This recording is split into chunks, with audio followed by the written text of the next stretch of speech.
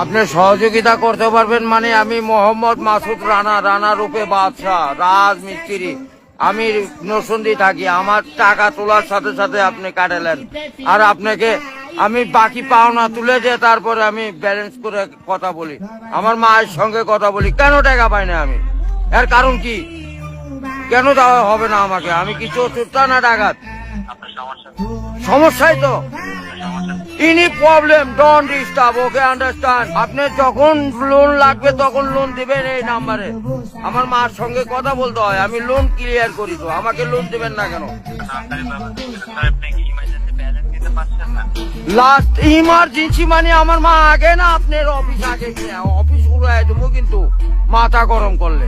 আমি দেশের নাগরিক না? যখন আমি ব্যালেন্স আপনার থেকে লোন চাবো, চাওয়া মাত্র এই নাম্বারে দিবেন। তো ইংলিশ বুঝি না, ইংলিশ কোন মানে?